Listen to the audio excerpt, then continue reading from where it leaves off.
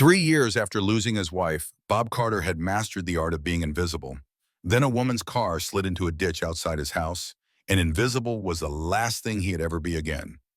Bob was 68, a widower, whose biggest worry was scraping together enough money to fix the furnace before winter really hit. Most days he felt like the world had moved on without him. His son was busy with his medical practice. His granddaughter had school and friends, and Bob spent his time making jewelry boxes in a workshop that felt more like a hideout than a business. But on one stormy night when he saw that stranger's car in the ditch, Bob did what any decent man would do: he helped. What he didn't know was that the woman behind the wheel was one of the most powerful business leaders in his state. Here's the thing, though: she wasn't looking for a business deal or a financial arrangement. She was looking for something. Money can't buy genuine human connection, the kind of friendship that reminds you what really matters in life. Meet Bob Carter, a retired carpenter from Cedar Falls, Iowa. A man who raised his son right, loved his wife deeply, and now thought his best days were behind him. Bob was about to discover that integrity and kindness, the values that had guided him his whole life, were exactly what someone else desperately needed. This isn't just a story about romance, though love certainly blooms. It's about what happens when a man who's built his life on solid principles meets a woman who's forgotten what those principles feel like. It's about second chances, blended families, and proof that the most important chapters of your life might still be unwritten. Before we jump back in, tell us where you're tuning in from, and if this story touches you, make sure you're subscribed, because tomorrow I've saved something extra special for you. Now let's see what happens when doing the right thing opens doors you never knew existed. The morning frost clung to the windows of the small workshop like nature's own etching, delicate and temporary. Robert Carter stood at his workbench, running his weathered hands along the smooth surface of a cherry wood jewelry box he'd been crafting for 3 weeks. At 68, his fingers still moved with the precision of a man who'd spent 40 years turning raw lumber into things of beauty, but these days he worked slower, more deliberately. There was no rush anymore. The workshop behind his house had been his sanctuary for decades. Martha used to joke that he loved that old building more than the house itself, and maybe she wasn't wrong. The scent of sawdust and wood stained the weight of hand tools worn smooth by years of use. This was where Bob felt most like himself. Even now, 3 years after Martha's passing, the workshop remained his refuge from the silence that filled the rest of his world. "Grandpa Bob," the voice cut through the morning quiet like a bright bell. 7-year-old Emma burst through the workshop door, her backpack bouncing against her small frame, cheeks pink from the October cold. "Dad's already in the car. He says you're going to make me late for school again."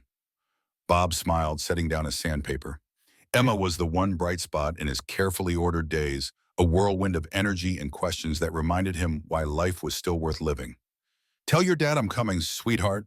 Just let me grab my jacket." Through the workshop window, he could see his son David sitting in the driveway, engine running, checking his phone with the impatient air of a man who had surgery scheduled at 8:30. Dr. David Carter had inherited his mother's drive and his father's stubbornness, but none of Bob's patience. At 38, David was already one of Cedar Falls' most respected surgeons, but he moved through life like he was perpetually late for something important. "Why don't you live with us, Grandpa?" Emma asked as they walked toward the house. It was a question she'd been asking more frequently lately, usually when she sensed the loneliness that Bob thought he hid so well. "Because I like my own space," Bob replied, the same answer he always gave. "And besides, who would take care of the house? Your grandma loved this place." It was true. Martha had spent 30 years turning their modest 2-story home into something special. The garden that still bloomed each spring despite his mediocre care, the kitchen with its hand-painted tiles, the living room where they'd raised David and hosted countless family dinners, every corner held her memory. Selling it and moving in with David and his ex-wife's shared custody arrangement felt like giving up, and Bob Carter had never been a man who gave up easily. He grabbed his jacket and truck keys from the kitchen counter, where a stack of unpaid bills sat next to his morning coffee. The pension was enough to cover the basics, but just barely. The jewelry box commission would bring in $200, enough to fix the furnace before winter really set in. At his age, he should have been traveling, maybe visiting his sister in Arizona like she kept suggesting. Instead, he was counting every dollar and trying to figure out how to make 70-year-old heating equipment last another season. "Come on, slowpoke," David called from the driveway, his tone carrying the familiar edge of a man who scheduled his life in 15-minute increments. Bob climbed into his 15-year-old pickup truck, the same Ford he'd bought used when David graduated high school. The engine turned over on the third try, coughing to life with the reluctant loyalty of old machinery. Emma waved from David's pristine SUV as they pulled out of the driveway, and Bob followed behind thinking about the grocery run he needed to make after dropping her off. Cedar Falls looked particularly beautiful in the morning light. The town of 8,000 had managed to retain its small-town charm despite the gradual encroachment of suburban sprawl from Des Moines 40 miles to the south.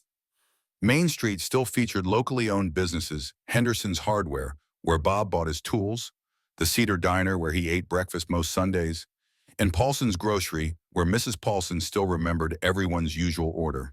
The elementary school sat on Maple Street, a brick building from the 1960s that had educated half the town, including David. Bob watched as Emma ran toward the front entrance, her backpack bouncing with each step. David was already pulling away, phone pressed to his ear, diving into the complexities of his day. But Bob lingered for a moment, watching the kids stream through the doors, remembering when David had been that small, that excited about learning. Those had been good years when Martha was still healthy, and David was just a boy who wanted to help his dad in the workshop. Before medical school and divorce and the gradual drift that had turned father and son into polite strangers who connected mainly through Emma, Bob understood it even if he didn't like it. David had built a life that required constant motion, constant achievement. Bob had built one that valued stillness, craftsmanship, the satisfaction of creating something with his hands that would last. The grocery store was nearly empty at 9 in the morning, just a few retirees like himself and mothers with young children. Bob moved through the aisles methodically, buying what he needed: ground beef, potatoes, the ingredients for the simple meals that filled his days. At the checkout, he counted out exact change, a habit Martha had always teased him about, but one that felt more necessary now that every dollar mattered. Back home, the house felt larger and quieter than it had that morning. Bob made himself a sandwich and ate it, standing in the kitchen, looking out at Martha's garden. The roses were still blooming, late-season survivors that would soon surrender to the first hard frost. He should probably cut them back, prepare the beds for winter, but something about their stubborn beauty made him want to let them be. The afternoon stretched ahead with its familiar rhythm. Finish the jewelry box call about the furnace repair estimate. Maybe start planning the wooden train set Emma had been hinting about for Christmas. It wasn't an exciting life, but it was his. At 68, Bob had learned that excitement was overrated. Stability, purpose, the satisfaction of work well done, these things mattered more. He was heading back to the workshop when his phone rang. David's name appeared on the screen, and Bob felt the familiar tightness in his chest that came with unexpected calls. In his experience, doctors didn't call during the day unless something was wrong. "Dad, I've got a situation." David's voice carried the controlled tension he used in medical emergencies. "I've got to fly to Chicago for a consultation. It's urgent. The patient's family specifically requested me, and I can't say no. But Emma's supposed to stay with me this week, and Karen's out of town for her conference." Bob was already reaching for his jacket. "When do you need me to pick her up?" "Actually, could she stay with you for a few days? I know it's a lot to ask, but I'll be back Thursday and she loves it there. I'll drop her off with some clothes and her school stuff." Of course. The answer came without hesitation. Emma was never an imposition, never a burden.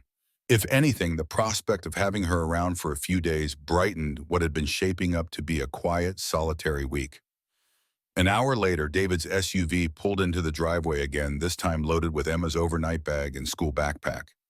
She bounded out of the car with the enthusiasm of someone who'd just been handed an unexpected vacation. "Grandpa Dad says I can stay until Thursday. Can we make pancakes for breakfast and work on the train set? And can you teach me how to sand wood without getting splinters?" Bob laughed, the first real laugh he'd had in days. "We can do all of that, sweetheart. Say goodbye to your dad." David hugged Emma quickly, his mind already shifting to travel logistics and medical charts. "Be good for Grandpa, okay? I'll call tonight." As the SUV disappeared down the street, Bob felt a familiar warmth settling in his chest. The house would be full of chatter and questions and the particular chaos that only a 7-year-old could create. For the next few days, he wouldn't be just Bob Carter, widowed retiree trying to make ends meet. He'd be Grandpa Bob, the most important person in someone's world. "So what do you want to do first?" he asked, taking Emma's hand as they walked toward the house. "Can we go to the park? I want to show you how high I can swing now." Bob looked at the sky, still clear despite the weather forecast's promise of storms later in the week. "Let's go," he said. "But first let me finish that jewelry box. I've got a customer coming to pick it up tomorrow." Emma followed him into the workshop, settling onto the old wooden stool that had been David's perch 30 years earlier. She watched as Bob applied the final coat of finish to the cherry wood, her questions flowing in the steady stream that he'd come to associate with contentment. This was enough, Bob thought as he worked. Maybe not the retirement he'd planned when Martha was still alive, and they'd talked about traveling, about visiting grandchildren who might have been born by now. But it was a good life built on simple pleasures and the knowledge that he was needed, that his presence mattered to the people who mattered most to him. Outside, the wind was beginning to pick up, carrying with it the scent of coming weather. Bob didn't know it yet, but the storm heading towards Cedar Falls would bring more than rain and snow. It would bring a chance encounter that would change everything about his carefully ordered world, challenging every assumption he'd made about love, family, and the possibility of second chances at 68 years old. The storm hit Cedar Falls with the kind of fury that made people remember why their grandparents had always respected Iowa weather. By Tuesday evening, 3 inches of wet snow had turned to ice, and the wind was driving hard enough to rattle windows and bend the old oak trees that lined Elm Street. Bob had been watching the weather reports all day, grateful that Emma was safe inside, working on a puzzle at the kitchen table while he prepared their dinner. "Grandpa, why is the wind so loud?" Emma looked up from her 1,000-piece landscape puzzle, a project they'd started that morning, and that would probably take them the rest of the week to finish. "Because it's moving fast and bumping into things," Bob explained, stirring the pot of chili that had been simmering since lunch. "Trees, houses, anything that gets in its way. It's like when you run really fast and your shirt flaps in the wind." Emma nodded solemnly, then returned to searching for corner pieces. She had Martha's patience with puzzles, the same methodical approach that could keep her occupied for hours. Bob smiled, remembering how his wife used to spread jigsaw puzzles across the dining room table during long winter evenings, working on them piece by piece until spring arrived. The power flickered twice during dinner, and Bob made a mental note to check the flashlights and candles before bedtime. The old house had weathered plenty of storms over the years, but the electrical system was showing its age. He'd been putting off calling an electrician, hoping to make it through another winter without a major expense, but nights like this reminded him that some things couldn't be postponed indefinitely. They were just finishing their chili when Bob heard a sound that didn't belong to the storm.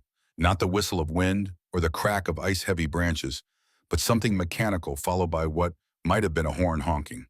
He moved to the front window, wiping away the condensation to peer into the darkness. "What is it, Grandpa?" "I'm not sure, sweetheart. Maybe just someone driving too fast for the conditions." But as he watched, he saw headlights not moving down the street as they should be, but stationary, pointing at an odd angle. "Emma, I want you to stay inside and keep working on the puzzle. I need to check something outside."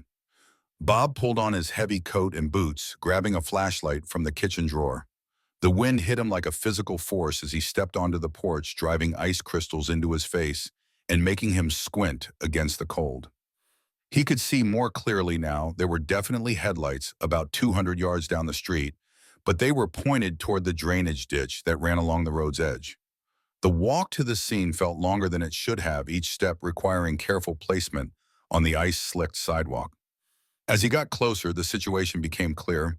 A luxury sedan, dark and expensive-looking, had slid off the road and was now tilted nose down in the ditch. The engine was still running, headlights cutting through the swirling snow, and Bob could see someone moving in the driver's seat.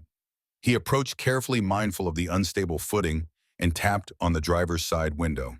The glass rolled down, halfway revealing a woman who appeared to be in her early 60s, well-dressed, despite the circumstances, with silver hair that had escaped from what had probably been a neat arrangement hours earlier. "Are you hurt?" Bob called over the wind. "I don't think so," she replied, her voice carrying a slight tremor that could have been from cold or shock. "But I can't get any traction to back out. The wheels just spin." Bob assessed the situation quickly. The car was a late-model Mercedes, probably all-wheel drive, but no vehicle was a match for this combination of ice and the steep angle of the ditch. The woman was lucky the car hadn't rolled over completely. "Do you have anyone you can call?" he asked. She hesitated, glancing at a cell phone on the passenger seat. "The service is out, and I'm not sure who I would call anyway." Something in her tone caught Bob's attention, not just uncertainty, but a kind of desperate isolation that he recognized from his own experience. "Well, you can't stay here," he said. "The car's stable for now, but this storm's getting worse. Let me help you get out, and we can figure out the rest from my house." The woman looked at him as if he'd spoken in a foreign language. "Your house. It's just up the street. You can warm up, maybe get your phone working, call whoever you need to call. The car's not going anywhere tonight anyway." For a moment, she seemed to be weighing options he couldn't see. Then she nodded slowly. "Thank you. That's very kind."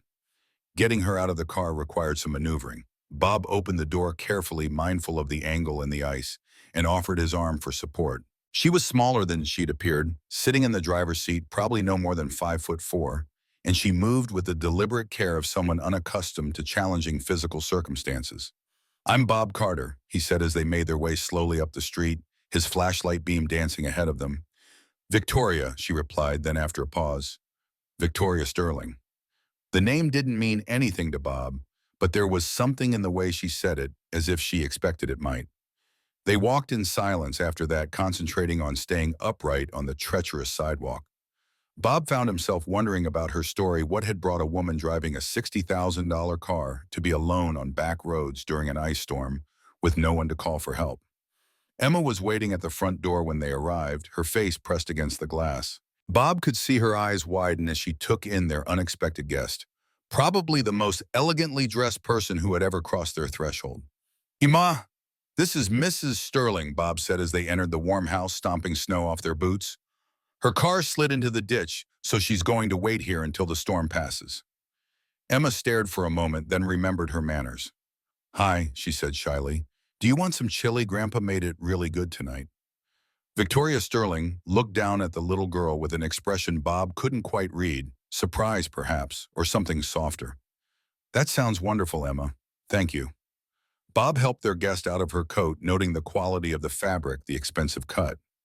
Everything about Victoria Sterling spoke of money, from her leather boots to the watch on her wrist that probably cost more than Bob made in a year.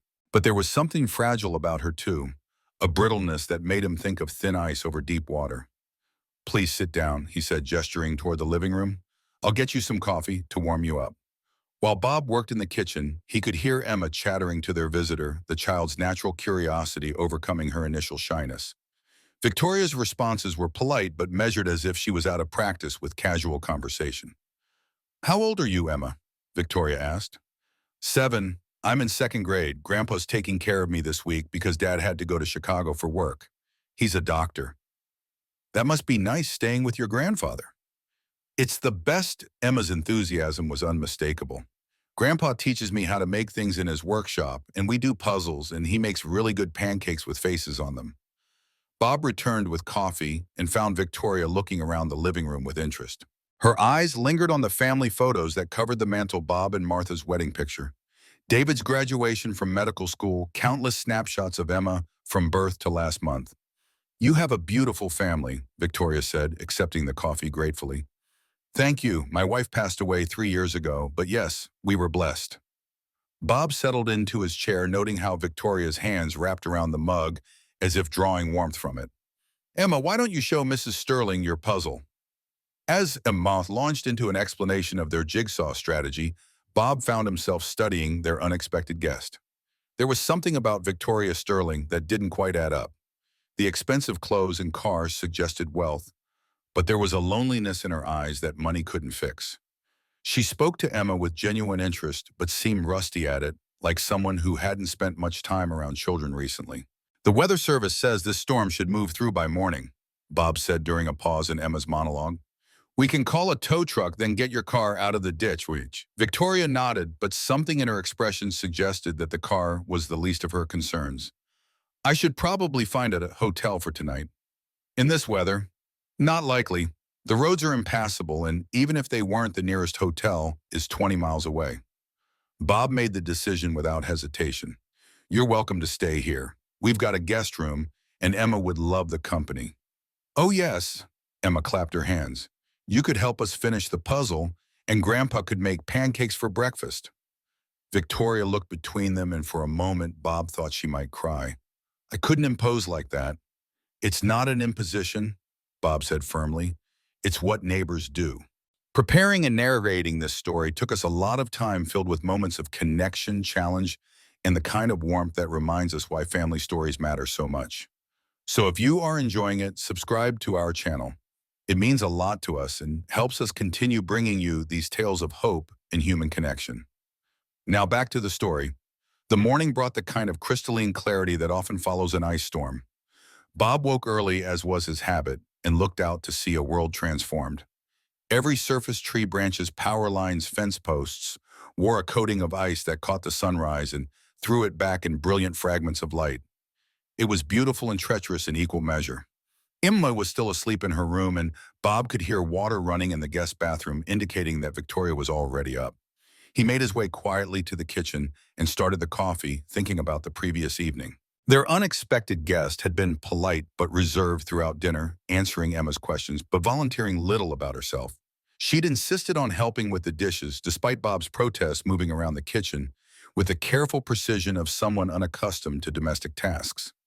Victoria appeared in the kitchen doorway just as the coffee finished brewing, dressed in the same clothes from the night before, but somehow managing to look put together despite the circumstances. "Good morning," she said. "I hope I didn't wake you." "Not at all. I'm always up early." Bob poured 2 cups of coffee, noting the way Victoria's eyes immediately went to the window. "Beautiful morning after all that wind." "Yes, it is." She accepted the coffee with a grateful nod.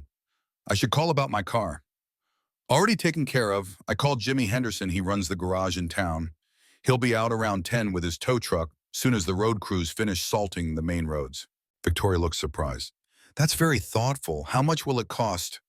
"Probably around $100, maybe a bit more, if there's damage." Bob watched her face, noting the way she seemed to calculate the expense.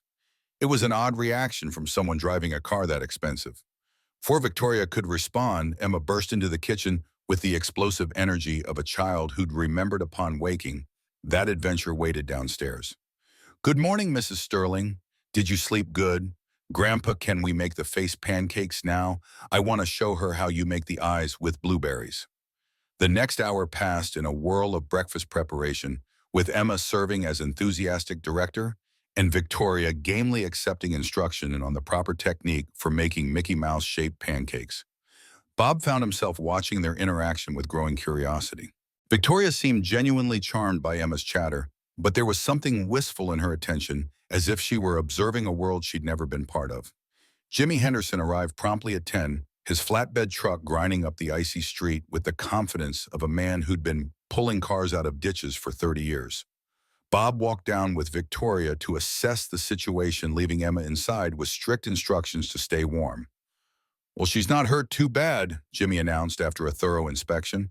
"Might have a dent in the front bumper, hard to tell with all this ice, but I can get her out easy enough." Bob watched Victoria as Jimmy worked, noting the way she seemed to withdraw into herself as the car was pulled back onto the road. When Jimmy quoted his fee, $90, she opened a leather purse that probably cost more than Bob's monthly grocery budget and paid in cash without hesitation. "You're all set," Jimmy said, handing over the keys. "Drive careful now. These roads are still tricky." Victoria thanked him, then turned to Bob with an expression he couldn't quite read. "I should be going. You've been more than kind." "Where are you headed?" Bob asked. The question seemed to catch her off guard. I'm not entirely sure, actually. I was just driving." It was an odd answer, and Bob found himself studying her face more carefully. Victoria Sterling was clearly a woman of means, but there was something lost about her. Something that suggested the money hadn't bought her the one thing she really needed: somewhere to belong. "We'll be careful out there," he said finally. "The main road should be okay, but the side streets are still pretty bad." Victoria nodded, then looked back toward the house where Emma's face was pressed against the living room window. "Thank you again for everything. And tell Emma I enjoyed meeting her." Bob watched her drive away, noting the way she took the turns slowly, carefully. Something about the whole encounter nagged at him, but he couldn't put his finger on what it was. It was Emma who solved the mystery 3 days later. David had returned from Chicago Thursday evening full of apologies and stories about the complex surgery that had required his expertise. Emma had regaled him with tales of the storm, the mysterious lady, and the puzzle they'd nearly finished together. But it wasn't until Sunday, when Emma was helping Bob clean up the workshop, that she made the discovery that would change everything. Grandpa looked. Emma held up a magazine that had been buried under a stack of woodworking catalogs. It's her. It's Mrs. Sterling. Bob looked at the magazine, one of those business publications that David sometimes left behind, full of corporate news and profiles of successful executives. On the cover was a professional photograph of Victoria Sterling, but the woman in the picture looked different from the one who'd sat at his kitchen table making pancakes. This Victoria wore a tailored suit and a confident smile, her silver hair perfectly styled. The headline read, "Sterling Industries CEO, Victoria Sterling, building an empire on family values." Bob took the magazine with hands that weren't quite steady. The article inside was extensive, chronicling Victoria's rise to leadership of one of the Midwest's largest food processing companies. But it also told a darker story, the tragic loss of her husband and only son in a private plane crash 5 years earlier, the subsequent battles with her late husband's family over control of the company, and her increasing isolation from the social circles that had once defined her life. Sterling Industries employs over 15,000 people across 6 states. The article noted, making CEO Victoria Sterling one of the most powerful business leaders in the region. But since the death of her family, Sterling has become increasingly reclusive, rarely appearing at the social functions that once filled her calendar. The article was 3 months old, but it included a sidebar about Sterling's recent struggles with the company's board of directors, some of whom had begun questioning her leadership and suggesting it might be time for new blood at the top. Reading between the lines, Bob got the impression that Victoria Sterling was fighting for her professional life while still grieving her personal losses. "Is she famous?" Emma asked, studying the magazine cover. "I guess she is, sweetheart. She runs a very big company." "She didn't seem famous. She seemed sad." Emma's simple observation cut straight to the heart of it. Victoria Sterling might be worth millions, might command respect in boardrooms across the Midwest, but the woman who'd sat in Bob's living room working on a jigsaw puzzle had been profoundly, unmistakably lonely. Bob found himself thinking about her throughout the week, wondering if she was all right, if she'd found whatever it was she'd been looking for when she drove out into that storm. He kept the magazine, though he couldn't have said exactly why. Maybe it was the gap between the confident executive in the photograph and the fragile woman who'd seemed so grateful for a simple act of kindness. Friday brought another surprise. Bob was in the workshop applying stain to a rocking chair he was building for Emma's birthday when he heard a car pull into the driveway. Through the window, he saw the same dark Mercedes that had been in his ditch a week earlier. Victoria Sterling looked more like her magazine photograph today. Expensive coat, professional styling, but there was still something hesitant about the way she approached the house. Bob set down his brush and went to meet her. "Mrs. Sterling, this is a surprise. Please call me Victoria. I hope I'm not interrupting anything important." "Just working on a project. Emma's at school and David's at the hospital. Would you like to come in?" She seemed to consider this carefully before nodding. "I wanted to thank you again, properly, and to apologize for not being entirely honest with you." They settled in the living room and Bob waited. Victoria looked around the space with the same interest she'd shown before, her eyes lingering on the family photographs. "You know who I am now?" she said finally. It wasn't a question. "Emma found your picture in a magazine. We figured it out." Victoria smiled ruefully. "I should have told you, but it was nice being just Victoria for a while. Not Sterling Industries Victoria, or the Victoria who lost her family, or the Victoria who's supposedly losing her grip on the company her husband built. Just Victoria who got stuck in a ditch during an ice storm." Bob studied her face, seeing the exhaustion behind the careful makeup. "Why didn't you have anyone to call that night?" The question seemed to surprise her with its directness. She was quiet for a long moment, looking down at her hands. "Because I don't anymore. Oh, I have employees and lawyers and a board of directors who think they know what's best for me. But friends, people who would come out in an ice storm just because I needed help." She shook her head. "I used to have those people before everything changed." "When your husband and son died?" "Yes, Thomas and Michael. They were flying back from a business meeting in Kansas City. Engine failure, the investigator said. Pilot error, maybe. Does it matter? Her voice carried the flat tone of someone who told this story too many times. One day I had a family, a life that made sense. The next day I had a company to run and a bunch of relatives who thought I should step aside and let them sell it to the highest bidder. Bob waited, sensing there was more. Thomas's brothers never liked me, Victoria continued. They thought he married beneath himself. I was just a middle manager when we met, working my way through night school for my MBA.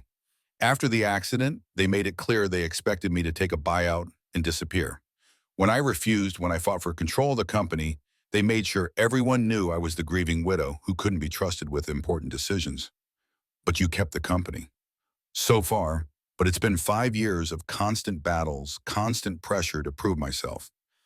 And lately, she trailed off looking lost. Lately, I'm not sure what I'm fighting for anymore. The company Thomas built, the legacy he wanted to leave for Michael, or just my own pride. Victoria met Bob's eyes. That night, driving through the storm, I was coming back from another board meeting where they questioned every decision I've made. I just started driving, thinking maybe I'd find an answer somewhere in the dark. And instead, you found my ditch. That earned him a genuine smile. Instead, I found your ditch, and you and Emma, and the kindest evening I've had in years. Victoria's expression grew serious. That's why I came back, not just to thank you, but to ask you something. Bob raised an eyebrow. Would you consider letting me hire you? The question was so unexpected that Bob actually laughed. To do what? I'm a retired carpenter, Victoria. I make jewelry boxes and birdhouses. You made that rocking chair, she said, gesturing toward the corner where one of his earlier pieces sat. And that dining table and those cabinets. I've been in a lot of expensive homes, Bob. I know quality craftsmanship when I see it. Bob was quiet, processing this. Sterling Industries is renovating our executive offices, Victoria continued. We need custom furniture, conference tables, reception desks. The quotes we've gotten from the big firms are astronomical, and the results look like everything else, generic, soulless. I want something different, something with character. I'm flattered, but $50,000, Victoria said quietly, for 3 months' work. Custom pieces designed to your specifications using whatever materials you think are best. The number hit Bob like a physical blow. $50,000 would solve every financial worry he had, would let him fix the furnace and the roof, and maybe even take Emma on the vacation to Disney World she'd been hinting about. That's too much, he said automatically. It's exactly what you're worth, what the work is worth. Victoria leaned forward. Bob, I need this. Not just the furniture. I need to work with someone who understands that quality takes time, that some things can't be rushed or compromised. I need to remember what it feels like to build something lasting instead of just fighting to keep something from falling apart. Bob looked at her, seeing not the powerful CEO from the magazine cover, but the woman who'd been grateful for a bowl of chili and a warm place to wait out the storm. She was offering him more money than he'd ever dreamed of, but it wasn't really about the money. It was about connection, about the rare gift of being truly needed by someone who understood the value of what he could create.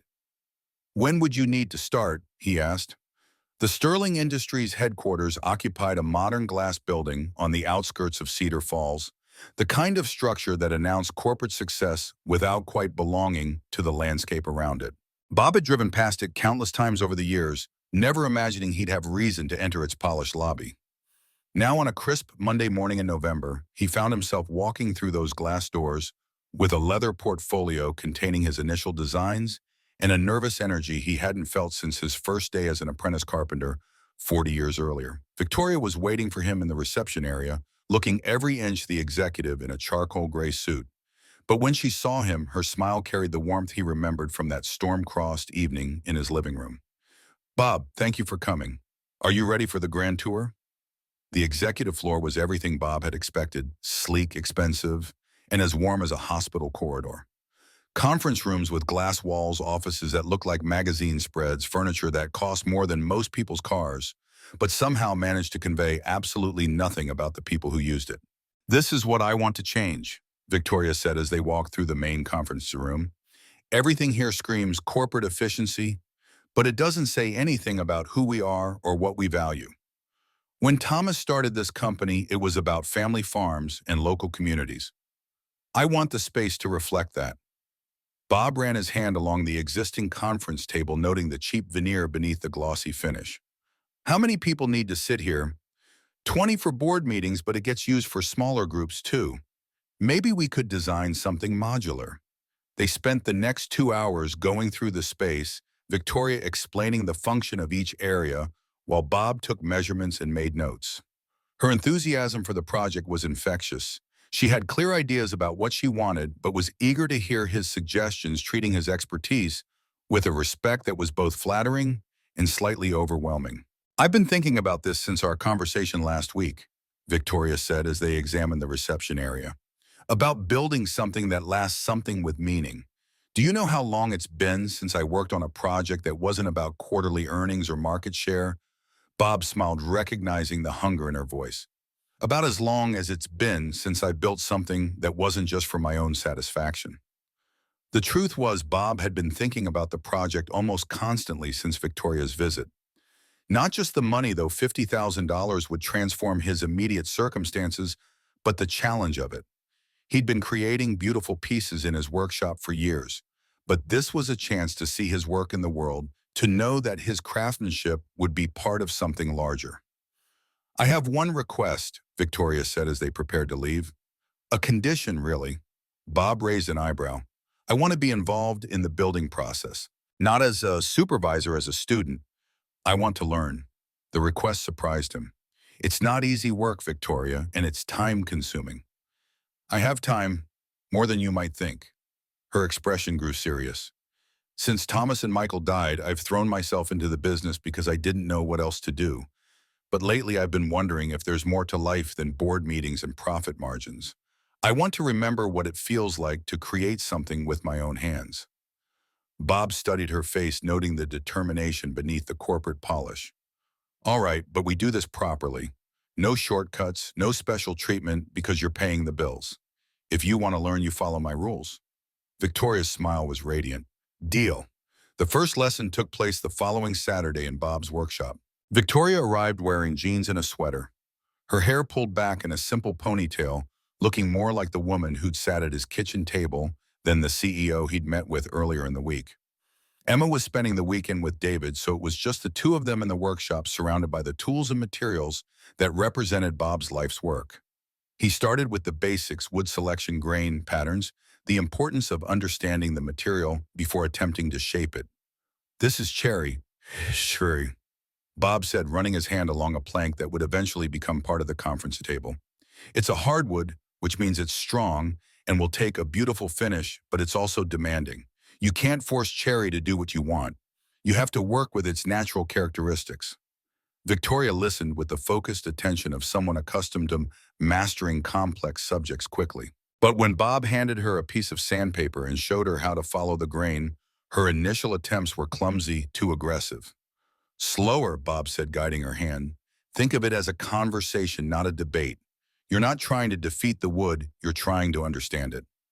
They worked side by side for the next 3 hours, Victoria gradually developing a feel for the rhythm of sanding, the way the wood responded to different pressures and angles. Bob found himself enjoying the role of teacher, remembering the satisfaction of passing on knowledge to David when he was young, and still interested in his father's work. This is harder than it looks, Victoria said during a break, examining her work with critical eyes. Most worthwhile things are, but look at what you've accomplished.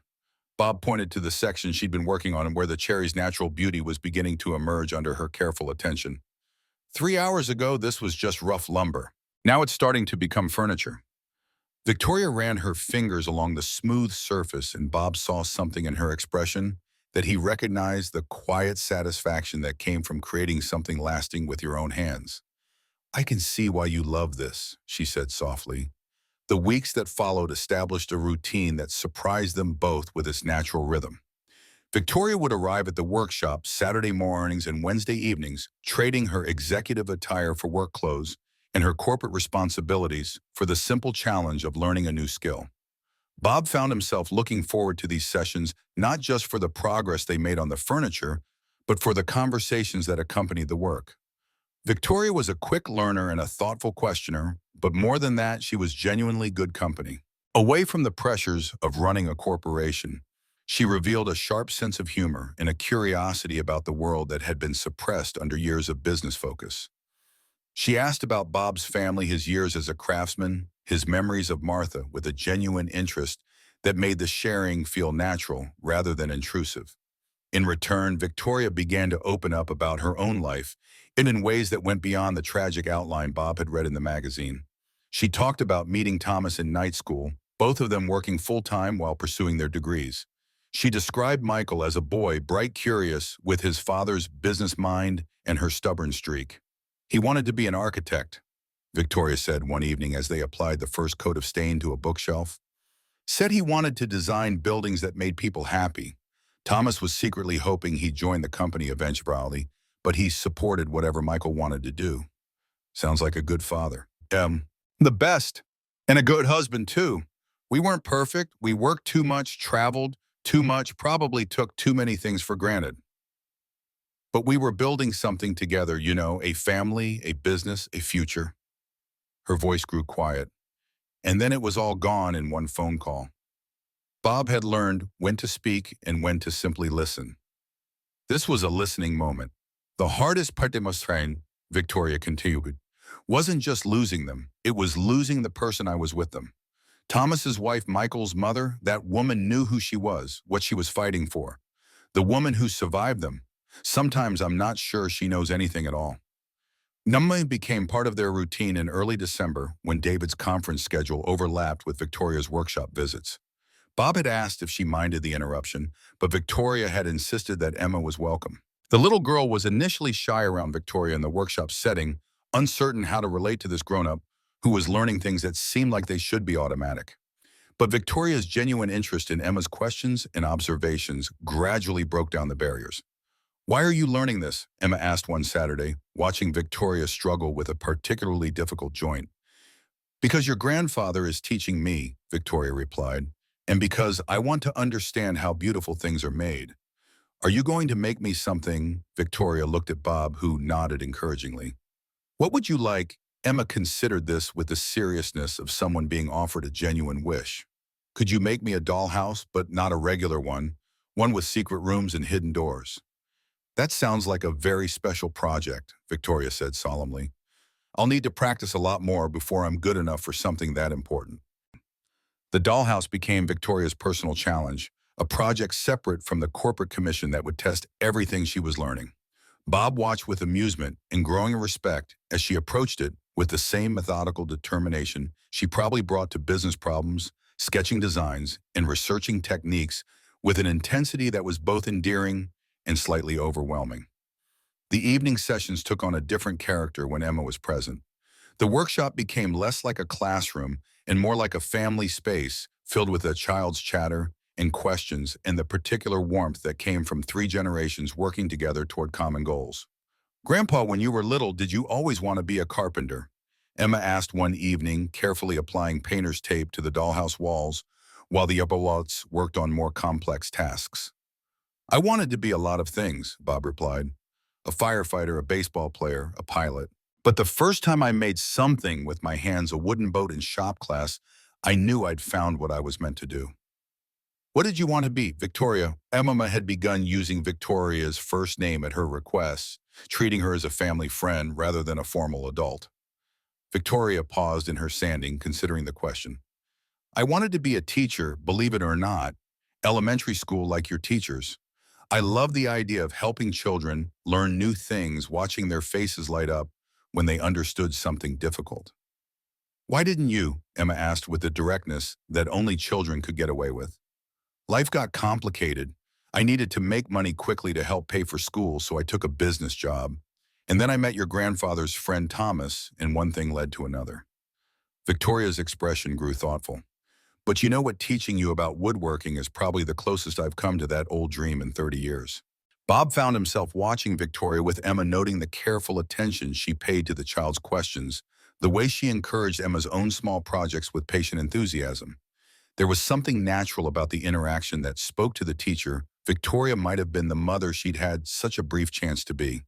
The furniture pieces began to take shape through December each Saturday and Wednesday session, adding another layer of completion to the project. The conference table emerged first, a massive piece in cherry and maple that managed to be both substantial and elegant. Victoria had contributed to every aspect of its creation, from selecting the wood to applying the final finish, and her pride in the result was unmistakable. "I helped make this," she said, running her hand along the table's surface as they prepared to move it to the corporate offices. "Every piece of it. I know exactly how it fits together, why it's strong, what makes it beautiful." Bob nodded, understanding the satisfaction in her voice. "And it will be here long after we're gone. Your great-grandchildren could sit at this table."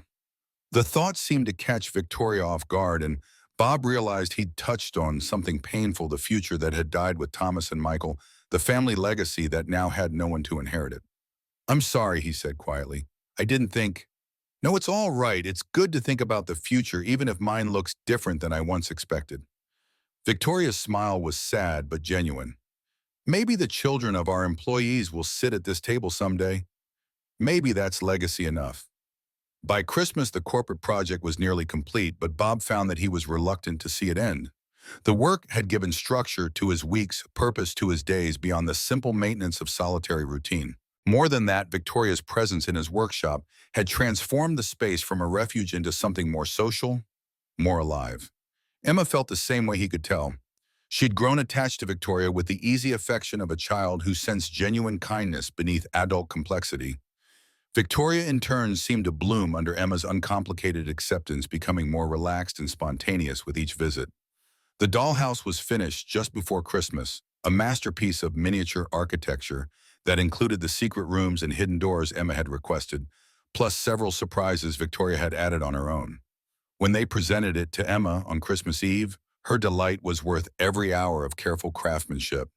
"It's the most beautiful thing in the whole world," Emma breathed, opening and closing the tiny doors with reverent care. Victoria knelt beside her, showing her how the various mechanisms worked. "Your grandfather taught me how to make the hinges so small," she said, "and how to cut the windows so the light comes through just right." "Can you teach me how to make furniture when I'm bigger?" Emma asked. "If you want to learn, I'd be honored to teach you," Victoria replied, glancing at Bob. "That is, if your grandfather doesn't mind sharing his workshop with one more student." Bob looked at the two of them, heads bent together over the dollhouse, and felt something shift in his chest. Somewhere along the way, these Saturday mornings and Wednesday evenings had become more than business meetings or even friendship. They'd become family time, as natural and necessary as breathing. "I think," Bob said carefully, "that would be just fine."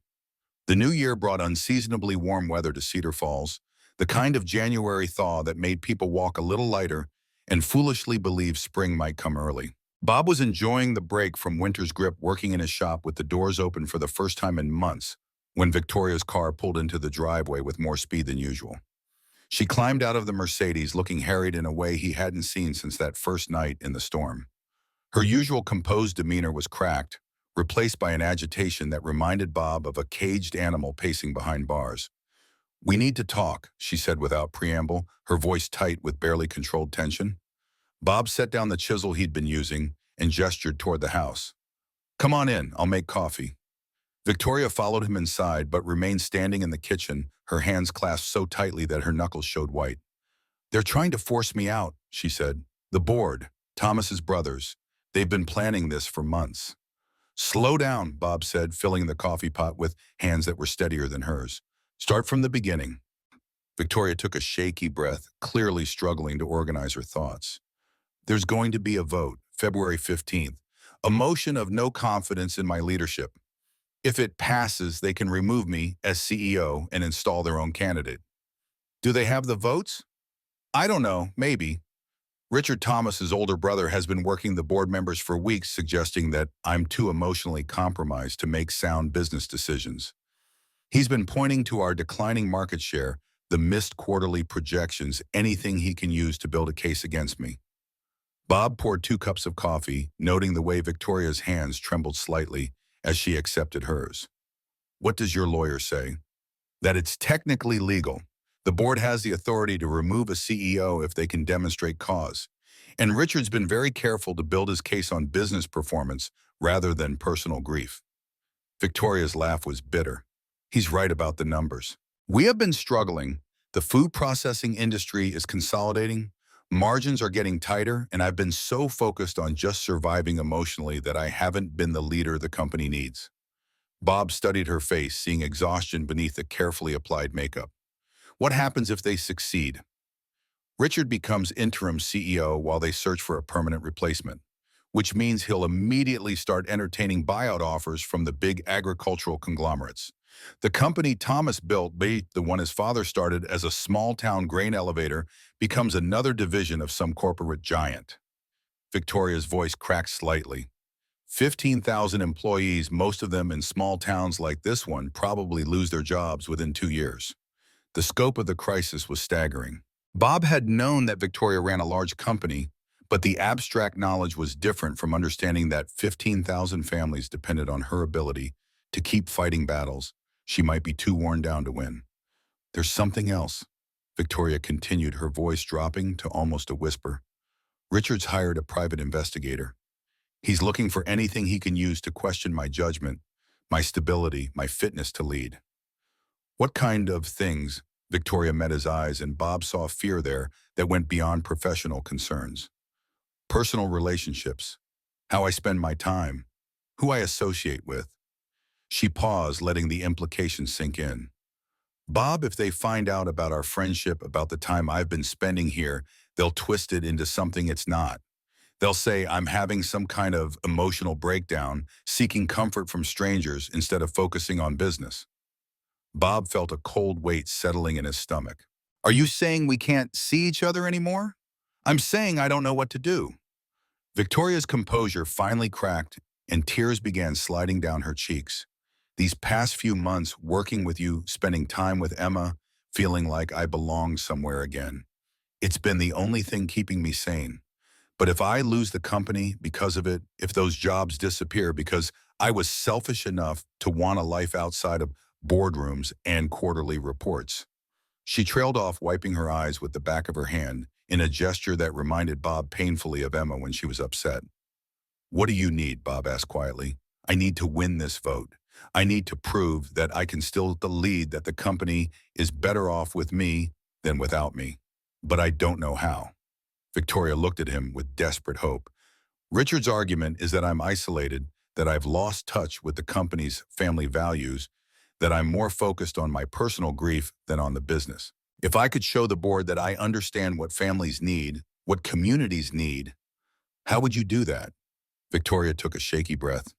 There's a board dinner on February 10th, 5 days before the vote. It's supposed to be a social event, but everyone knows it's really where minds get made up. Richard will be there with his wife, presenting himself as the stable family man who should be leading a company built on family values. She paused, meeting Bob's eyes. I need to show them that I have those same values, that I understand what family means.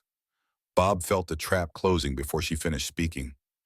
Victoria, I need a partner, she said in a rush. Someone who represents the kind of stability and integrity the board respects. Someone who can help me demonstrate that I'm not the isolated, emotionally unstable woman Richard's been painting me as. The request hung in the air between them like a live wire. Bob understood what she was asking and why she was asking it, but the implications made his head spin. You want me to pretend to be your boyfriend? I want you to be my friend publicly, to stand beside me when I need support most. Victoria's voice grew stronger as she warmed to the idea. Think about it, Bob. You're exactly what they're looking for, a solid, dependable man who represents small-town values and honest work. If they see that I've found someone like you, someone who understands what really matters. Victoria, I don't know anything about corporate politics or board dinners or whatever world you live in during the day. I'd probably make things worse. No, you wouldn't. You'd be exactly who you are, genuine, principled, real. That's what's been missing from my life, what the board thinks I've lost touch with. Victoria reached across the table and took his hand. Bob, I know this is a lot to ask. I know it's not fair to drag you into my problems, but I don't have anyone else. The last sentence hit Bob like a physical blow. In all their conversations over the past months, Victoria had mentioned colleagues and employees and board members, but never friends. The loneliness that had brought her to his door that stormy night wasn't just temporary displacement. It was the reality of a life that had become entirely professional, entirely transactional. What about Emma? Bob asked. If I get mixed up in this, if there's publicity or gossip or whatever else comes with corporate drama, how does that affect her? Victoria's face fell. I hadn't thought, you're right, of course. I can't ask you to risk Emma's privacy, her security. I should go. She started to stand, but Bob caught her hand. I didn't say no. I said, what about Emma? There's a difference. Victoria looked at him with an expression he couldn't quite read. Hope mixed with something that might have been love, though neither of them was ready to name it that directly. Let me think about it, Bob said. Let me figure out how to protect Emma while still helping you. Because you're right, you shouldn't have to face this alone. Victoria nodded, wiping her eyes again. I should warn you about something else.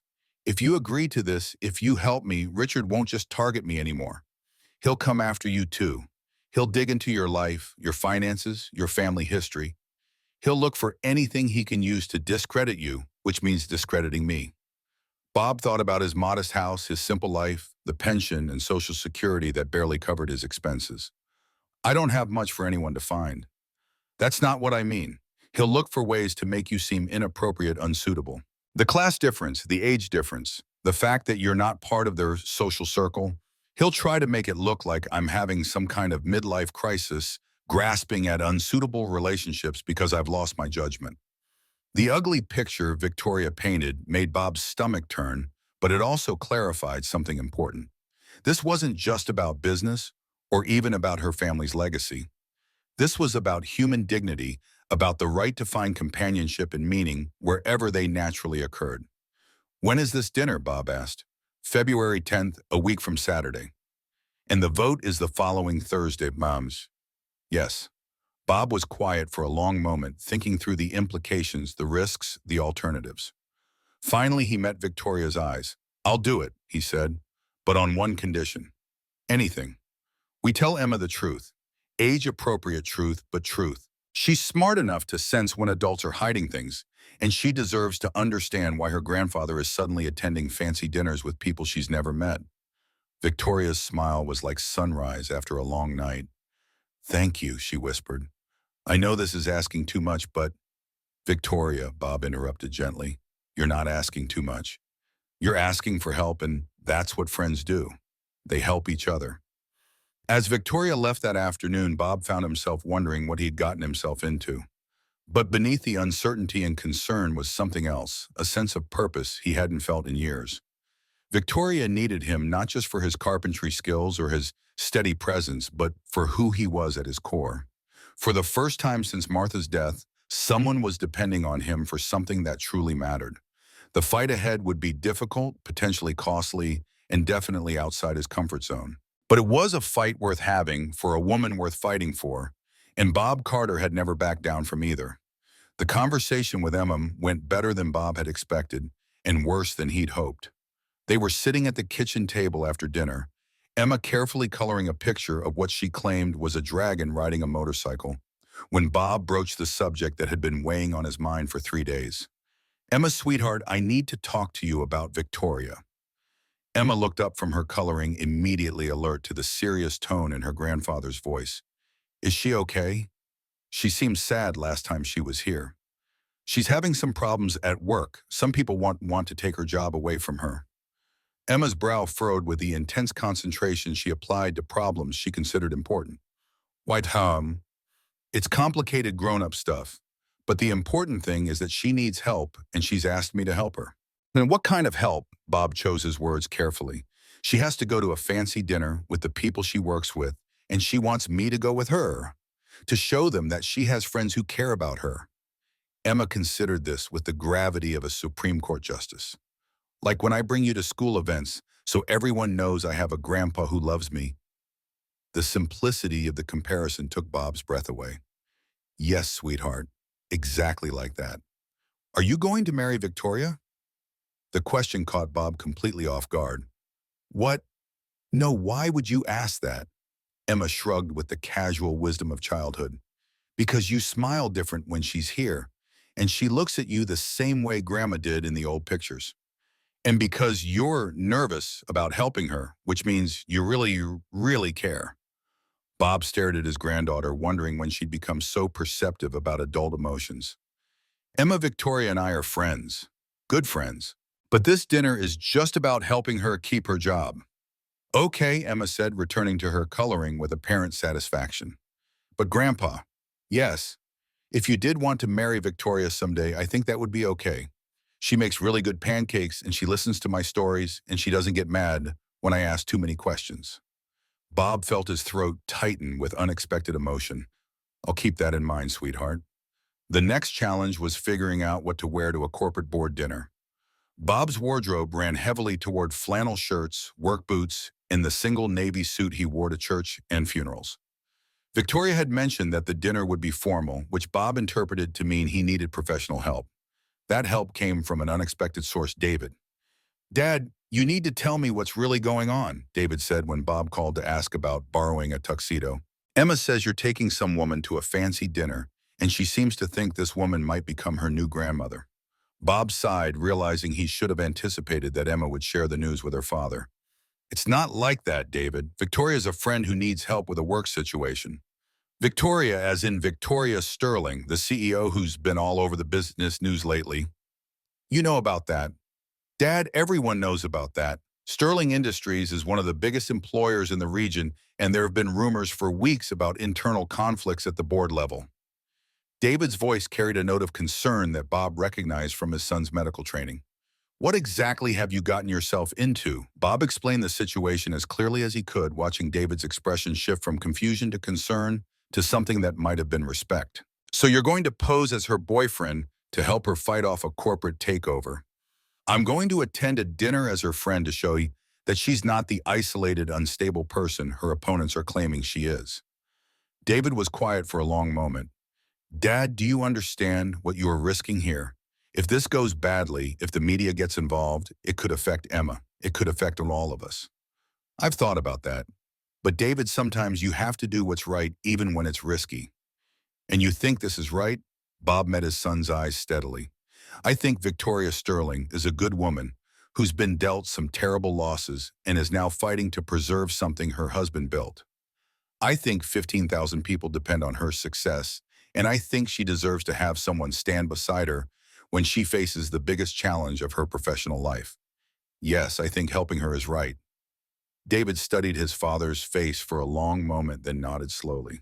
Okay, but we're getting you properly fitted for a tuxedo, and we're going over everything you need to know about corporate etiquette. If you're going to do this, we're going to do it right. The next week passed in a blur of preparation that made Bob feel like he was training for combat. Victoria provided background information on each board member, their personalities, their likely concerns, their relationships with both her and Richard. David coached him on business conversation topics and formal dining etiquette. Emma contributed her own advice about being fancy, which mostly involves standing up straight and saying please and thank you a lot. Remember, Victoria said during their final preparation session, you don't have to pretend to be something you're not. These people respect authenticity. It's one of the company's core values. Just be yourself, but be yourself in a tuxedo. Bob looked at himself in the mirror of the formal wear shop, barely recognizing the man looking back. The tuxedo fit perfectly, transforming him from small-town retiree to someone who might credibly move in corporate circles. But beneath the elegant exterior, he was still Bob Carter, and that's who Victoria needed him to be. What if I say the wrong thing? He asked. Then you say the wrong thing. Bob, half these people have never worked with their hands in their lives, never built anything that didn't exist in a spreadsheet. You represent something they respect but don't understand: honest work, genuine values, connection to the community they serve. Trust that. The night of the dinner, Victoria picked Bob up in her Mercedes, looking stunning in a navy dress that managed to be both elegant and professional. But Bob could see the tension in her shoulders, the careful control that suggested she was running on pure will and caffeine. How are you feeling? He asked as they drove toward the country club where the dinner was being held. Terrified, Victoria admitted, but also grateful. Bob, whatever happens tonight, I want you to know that these past months, working with you, learning from you, feeling like I belong somewhere again, it's been the best thing in my life since I lost my family. Bob reached over and took her hand. Whatever happens tonight, we face it together. The Oakwood Country Club represented old money and established power, the kind of place where deals were made over brandy and cigars while wives discussed charity fundraisers in adjacent parlors. Bob had never been inside such a place, but he found it less intimidating than he'd expected, elegant, but not ostentatious, comfortable in its own authority. Victoria, Richard Sterling, approached them the moment they entered the private dining room, his smile as sharp as his tailored suit. "So good to see you. And this must be your friend we've been hearing about." Bob felt Victoria's hand tighten on his arm as Richard extended his own hand. "Bob Carter," Bob said, meeting the other man's grip firmly. "Nice to meet you." "Richard Sterling, Victoria's brother-in-law. I understand you're in construction." The slight pause before construction was subtle but unmistakable, a verbal underlining of class distinctions. Bob had expected this and was ready for it. "Custom furniture," Bob replied calmly. "I've been building pieces for Sterling Industries' executive offices. Beautiful wood-quality craftsmanship, the kind of work that lasts generations." Richard's smile didn't waver, but Bob caught the flicker of surprise in his eyes. This wasn't the response he'd expected from someone he clearly assumed would be intimidated by the surroundings. The next 2 hours were a careful dance of introduction and conversation, Victoria guiding Bob through the social landscape while he did his best to represent himself, and by extension, her with dignity and authenticity. The board members were a mixed group, some genuinely warm and interested in Bob's background, others politely distant, a few clearly aligned with Richard and viewing Bob with thinly veiled skepticism. "Mr. Carter," said Margaret Hensley, the board's longest-serving member, "Victoria tells us you've been teaching her woodworking. How has she taken to it?" Bob smiled, feeling more comfortable with this topic than discussions of market volatility or profit margins. "She's got natural talent and the patience to develop it properly. Most people want to rush the process, skip the foundation work, and get to the showy parts. Victoria understands that quality takes time." "That's an admirable philosophy," Margaret replied, glancing meaningfully at Victoria. "In business as well as craftsmanship." As the evening progressed, Bob began to understand the real nature of the battle Victoria was fighting. It wasn't just about corporate politics or family dynamics. It was about two fundamentally different visions of what the company should be. Richard represented efficiency, consolidation, maximum short-term profit. Victoria represented continuity, community responsibility, the long-term health of both the business and the people it employed. "The industry is changing rapidly," Richard was explaining to a group that included several board members. "Companies that don't adapt, that cling to outdated models of operations, simply won't survive. We need leadership that's focused on the future, not anchored in the past." "What kind of future?" Bob found himself asking, surprising everyone, including himself. Richard looked at him with barely concealed condescension. "I'm sorry. You talked about adapting to change, focusing on the future. I'm curious what kind of future you're envisioning for the 15,000 people who work for Sterling Industries." The question cut through the polite corporate speak like a blade. Several board members leaned forward, interested in Richard's response. "Well, naturally, we want to ensure the company's competitiveness," Richard said carefully. "That might require some restructuring, but it would position us for long-term growth." "Restructuring," Bob repeated thoughtfully. "That's a nice word for layoffs, isn't it?" The silence that followed was deafening. Victoria looked at Bob with a mixture of panic and admiration, while Richard's face flushed red above his starched collar. "Mr. Carter," Richard said with forced calm, "I don't think you understand the complexities of modern business." "You're probably right," Bob agreed. "I'm just a simple craftsman. But I understand that when you build something, a company, a community, a family, you don't throw it away just because maintaining it requires effort. You invest in it, you strengthen it, you make it better. Because once it's gone, once you've traded quality for quick profit, you can't get it back." Margaret Hensley was nodding slowly, and Bob noticed several other board members exchanging meaningful looks. He'd spoken from the heart without calculation or corporate strategy, and somehow that simple honesty had cut through layers of professional positioning to reach something real. "That's exactly the kind of thinking this company was built on," Victoria said quietly. "The understanding that our success depends not just on quarterly numbers, but on the strength of the communities we serve and the people who serve them. As the evening wound down, Bob found himself in conversation with James Patterson, the board's newest member, and someone Victoria had identified as genuinely undecided about the upcoming vote. You know, Patterson said, "I've been wondering if Victoria was too isolated to lead effectively in today's business environment. But seeing her tonight, seeing the kind of people she surrounds herself with, the values they represent, it makes me think differently about what kind of leadership this company really needs." Bob nodded, understanding that this casual comment was actually a significant victory.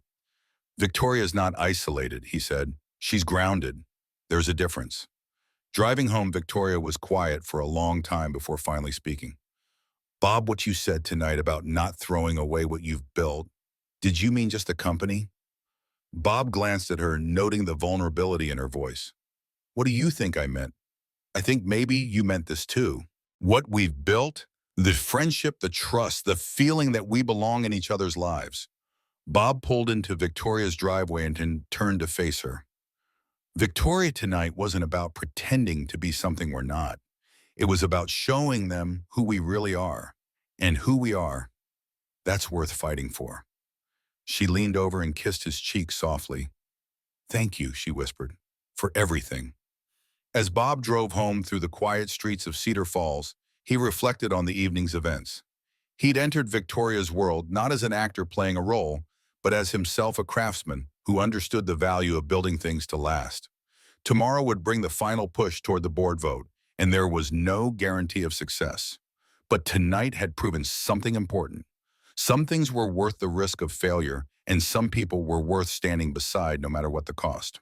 The days between the dinner and the board vote moved with the slow-motion intensity of a brewing storm. Bob found himself checking his phone constantly, waiting for updates from Victoria, while trying to maintain normal routines for Emma's sake. The little girl seemed to sense the underlying tension, becoming more clingy and asking repeated questions about when Victoria would visit again. "Is Victoria in trouble?" Emma asked over breakfast on Tuesday morning, 4 days after the dinner. "She's facing some challenges at work," Bob replied carefully. "But she's strong and she has people helping her." "Are you helping her?" "I'm trying to." Emma nodded solemnly, then returned to her cereal with the resignation of a child who'd learned that sometimes grown-ups face problems they couldn't easily fix. The call came Wednesday evening, just as Bob was helping Emma with her homework. Victoria's name appeared on his phone screen, and he could hear the strain in her voice before she even spoke. "Bob, I need to see you, tonight if possible. Something's happened." "Is Emma still there?" Victoria asked when she arrived an hour later. "She's upstairs getting ready for bed." "What's wrong?" Victoria sat heavily at the kitchen table, looking more exhausted than Bob had ever seen her. "Richard's made his move," she said, pulling a manila folder from her briefcase. "He's distributed this to every board member." Bob opened the folder and felt his stomach drop. Inside were photographs, professional quality, clearly taken by someone with expensive equipment. Pictures of Victoria entering and leaving his house. Pictures of them working together in his workshop. Pictures of Victoria, Bob, and Emma at the park, looking for all the world like a family, enjoying a weekend afternoon. "There's more," Victoria said quietly. She handed him a typed document several pages thick. "A private investigator's report. Your financial situation, your work history, your late wife's medical bills, everything." Bob scanned the report, his jaw tightening with each paragraph. The investigator had been thorough, too thorough. Details about Martha's cancer treatment, the medical debt that had consumed their savings, the second mortgage Bob had taken to pay for experimental treatments that hadn't worked. His modest pension, his struggles to make ends meet, the fact that Victoria's commission had represented the largest single payment he'd received in years. "He's painting you as a gold digger," Victoria said, her voice hollow. "Someone who targeted a grieving widow for financial gain. And me as a woman so desperate for companionship that I'm vulnerable to manipulation by opportunistic men." The cold calculation behind the attack took Bob's breath away. Every moment of genuine connection, every shared laugh and comfortable silence had been twisted into something ugly and mercenary. "What does your lawyer say?" Bob asked. "That it's character assassination, but it's not technically illegal, and that it's effective." Victoria's hands shook slightly as she reached for her coffee cup. "3 board members have already called to express their concerns about my judgment. They're not saying they'll vote against me because of this, but they're asking whether I think it's appropriate for a CEO to be involved with someone in such different financial circumstances. And what did you tell them? The truth, that you're the most honorable man I've ever known, and that anyone who questions your integrity doesn't understand the first thing about character. Victoria's voice grew stronger as she spoke. But Bob, I need you to know that you can walk away from this. I'll understand completely if you don't want your life dissected in corporate boardrooms. Bob looked at the photographs, again seeing their friendship through the lens of Richard Sterling's cynicism. The investigator had captured moments that felt sacred to him, Victoria's concentration as she learned to sandwood, Emma's delight in showing off her dollhouse, quiet conversations on his front porch. All of it reduced to evidence in a case about his supposed venality. What time is the vote tomorrow? He asked. 2 o'clock. And when will you know the result? Probably by 3. Bob was quiet for a long moment, thinking through implications and possibilities. Finally, he met Victoria's eyes. I have an idea, he said, but you're not going to like it. Victoria leaned forward, hope flickering in her expression. What if we give them exactly what they're expecting? I don't understand. Richard's strategy depends on the board believing that our relationship is inappropriate, that it shows poor judgment on your part. But what if we reframe the narrative entirely? Victoria frowned. How? By telling them why our friendship really started. Not the version where you randomly ended up in my ditch, but the truth about why you were driving around in a storm with nowhere to go. Understanding dawned in Victoria's eyes, followed quickly by alarm. Bob, no, that's too personal, too private. Is it more private than having investigators catalog my grocery receipts and photograph us through my workshop windows? Bob's voice carried an edge of anger he'd been suppressing since seeing the folder. Victoria, they want to make this about money and class and whether you're capable of making sound decisions. What if instead it becomes about grief and healing and the right of a woman who's lost everything to find friendship wherever she can? Victoria stared at him, clearly torn between hope and horror. You're talking about exposing everything. The loneliness, the depression, the night I was so lost I ended up driving through an ice storm with no destination. I'm talking about showing them that the woman they're trying to paint as emotionally unstable actually found her way back to stability through connection with real people living real lives. Bob reached across the table and took her hand. Victoria, what saved you wasn't therapy or medication or corporate success. It was sitting in my kitchen eating chili with a 7-year-old girl who asked you about clouds. That's not weakness, it's wisdom. The idea was risky, potentially catastrophic if it backfired. But as Bob explained his thinking, Victoria began to see the possibility he was suggesting. Instead of defending against Richard's attacks, they would redefine the entire conversation.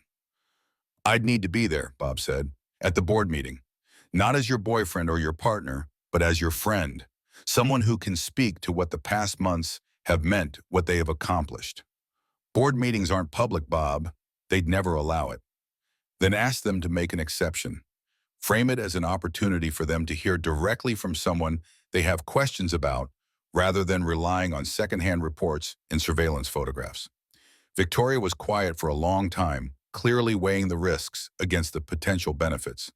It's completely unprecedented, she said finally. So is having a private investigator spy on board members, Bob replied. Sometimes unprecedented circumstances require unprecedented responses.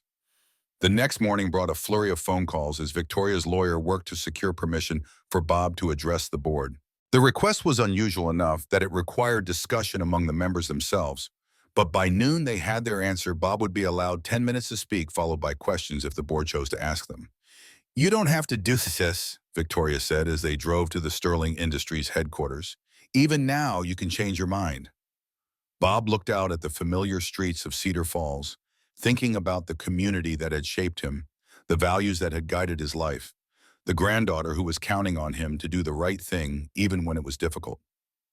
Victoria, 3 months ago, I was a lonely widower making jewelry boxes in his garage and counting pennies to keep the heat on. Today, I'm on my way to address the board of directors of a major corporation. If that's not worth 10 minutes of honest conversation, I don't know what is. The Sterling Industries boardroom was exactly what Bob had expected. Polished wood leather chairs, floor-to-ceiling windows that looked out over the flat expanse of Iowa farmland that had made the company's fortune. 12 board members sat around an oval table that Bob recognized as similar to the conference table he'd helped Victoria build, though this one was machine-made and impersonal.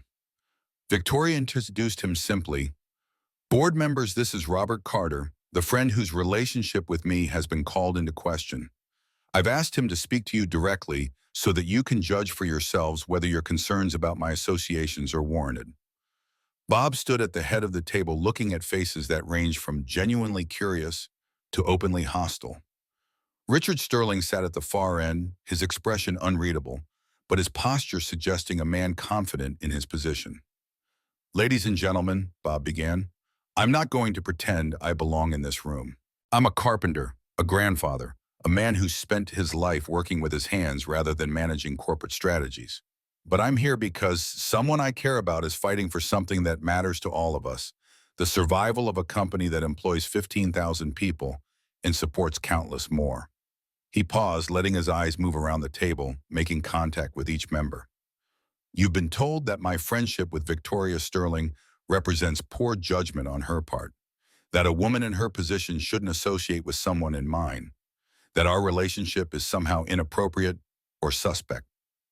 Bob's voice grew stronger as he continued, "I'd like to tell you how that relationship actually began and what it's meant to both of us." Over the next several minutes, Bob told the story simply and directly. Victoria's appearance at his door on a stormy night, not as a CEO seeking shelter, but as a woman so lost in her grief that she'd been driving through dangerous weather with no destination in mind. The quiet dinners and workshop sessions that had helped her reconnect with the satisfaction of creating something with her own hands. Emma's role in reminding a childless woman what family could feel like. "Mrs. Sterling didn't seek me out for financial gain or social advantage," Bob said, glancing at Richard. "I sought her out for help with a project, yes, but she sought me out for something far more valuable, proof that life could still have meaning after devastating loss." He could see several board members exchanging glances, their expressions shifting from skepticism to something that might have been understanding. "You want to know about my financial situation?"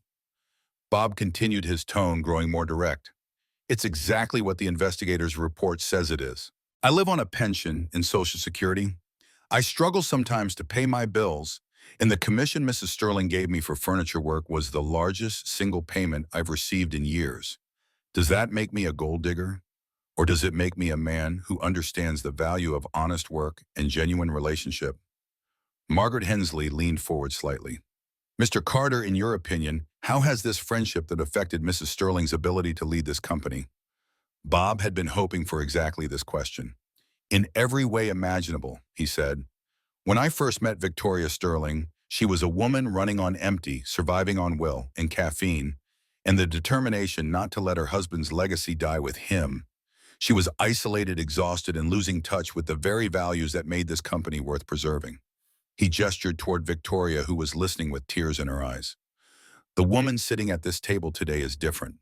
She's reconnected with what it means to build something lasting, to invest in relationships that aren't transactional, to understand that a company's strength comes from the communities it serves and the people who serve it. That's not the thinking of someone who's lost her way, it's the thinking of someone who's found it again." James Patterson, the undecided board member Bob had spoken with at the dinner, raised his hand. "Mr. Carter, are you and Mrs. Sterling romantically involved?" The question hung in the air like a challenge. Bob looked at Victoria, seeing the fear in her eyes, then back at the board. "We're two people who found each other when we both needed friendship," Bob said carefully. "We're two people who've discovered that loss doesn't have to mean the end of connection, that grief doesn't have to mean permanent isolation. What we are is grateful for each other, for the chance to build something meaningful, for the opportunity to face difficult challenges together rather than alone." It wasn't a direct answer, but it was an honest one, and Bob could see that several board members understood the distinction. Richard Sterling finally spoke his voice, carrying the cold precision of a prosecutor making a closing argument. "Mr. Carter, regardless of the emotional appeal of your story, the fact remains that you stand to benefit financially from your relationship with my sister-in-law. The furniture commission potential, future work, access to social and business circles that could advance your interests. How do we know that your advocacy for her leadership isn't motivated by personal gain? Bob had been expecting this attack and was ready for it. Mr. Sterling, you're absolutely right that I could benefit from my friendship with Victoria, but you're wrong about what those benefits are. He turned to address the full board. Since I've known Victoria Sterling, I've rediscovered what it means to have purpose beyond simple survival. I've remembered that teaching someone a skill you've spent a lifetime mastering is one of life's great satisfactions. I've watched a grieving woman learn to laugh again, and I've seen my granddaughter gain a surrogate grandmother who treasures her stories and celebrates her drawings. Bob's voice grew quieter, more intense. Yes, I benefit from this relationship. I benefit from having someone in my life who values craftsmanship over efficiency, who understands that some things can't be rushed or shortcut, who believes that a company should serve its community rather than just its shareholders. If that makes me biased in her favor, then I'm proud to be biased. The room was completely silent as Bob finished speaking. He looked around the table one more time, then nodded to Victoria and took his seat. Margaret Hensley glanced at her fellow board members, then back at Bob. Thank you, Mr. Carter. Your perspective has been illuminating. As Bob left the building, he felt the weight of what they'd attempted settling over him. They'd gambled everything on the power of simple honesty, on the hope that 12 business leaders could still recognize authentic human connection when they saw it. In 3 hours, they'd know whether that gamble had paid off. Walking to his truck in the parking lot, Bob thought about Emma, probably in her after-school program at this very moment, blissfully unaware that her grandfather had just staked their quiet life on a corporate vote. Whatever happened next, he'd spoken his truth as clearly as he knew how. The rest was out of his hands. The call came at 3:47 p.m. Bob was in his workshop trying to focus on sanding a jewelry box, but mostly just moving the sandpaper in aimless circles while his mind replayed every moment of the morning's board presentation. Emma was at her friend's house, which was probably for the best. His nervous energy would have been infectious. When his phone rang with Victoria's number, Bob's hand was so unsteady he almost dropped it. Bob, Victoria's voice was strange, breathless, in a way he couldn't immediately interpret. What happened? We won, 8-4. I'm staying on as CEO. Bob sank onto his work stool, feeling 3 days of tension drain from his body all at once. How do you feel? I'm not sure yet. Relieved, grateful, terrified. Victoria's voice cracked slightly. Bob, I need to see you. Can I come over? Of course. Victoria arrived 20 minutes later, but this time she wasn't alone. Margaret Hensley was with her, the elderly board member, looking somewhat out of place in Bob's modest driveway, but smiling warmly as they approached the house. Margaret wanted to meet with you personally, Victoria explained as they entered the living room, to discuss something. Margaret Hensley was a small woman in her 70s, impeccably dressed, but with shrewd eyes that suggested she hadn't gotten to her position through politeness alone. She accepted Bob's offer of coffee and settled into Martha's old chair as if she belonged there. Mr. Carter, she began, your presentation today was unlike anything I've heard in 30 years of corporate board service. You cut through months of political maneuvering with 15 minutes of plain speaking. I just told the truth, Bob replied. Exactly. And in doing so, you reminded us why we're really here, not to maximize quarterly profits or protect family dynasties, but to preserve something valuable for the communities and families who depend on it. Margaret paused, studying Bob's face, which brings me to why I wanted to speak with you. Bob glanced at Victoria, who was watching the conversation with barely contained excitement. Sterling Industries has a problem, Margaret continued.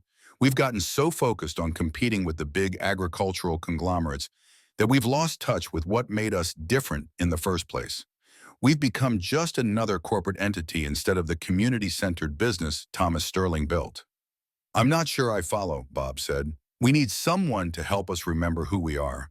Someone who understands the value of craftsmanship, the importance of building things to last, the difference between efficiency and sustainability. Margaret leaned forward. We'd like to offer you a position. Bob blinked, certain he'd misheard. A position?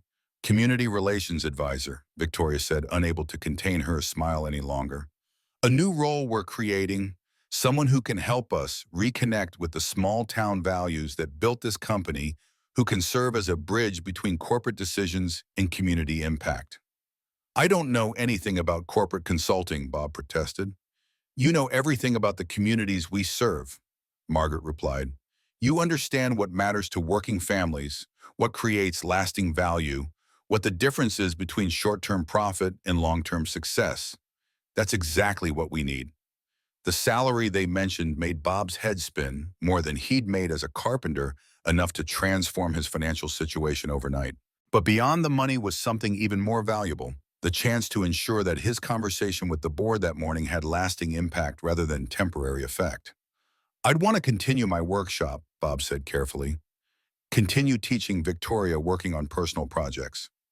Of course, Margaret smiled. In fact, that's part of what we're hoping for. The board was very impressed with the conference table and other pieces you created for our offices. We'd like you to develop a program for local craftspeople, maybe establish partnerships with trade schools, create opportunities for young people to learn traditional skills. Bob looked at Victoria, seeing hope and nervousness warring in her expression. This wasn't just about his future, it was about theirs, about whether they could build something lasting from the friendship that had begun with a wallet on a park bench. Can I think about it? Bob asked. Of course, Margaret rose to leave. But don't think too long. Good opportunities have a way of disappearing if you wait too long to embrace them.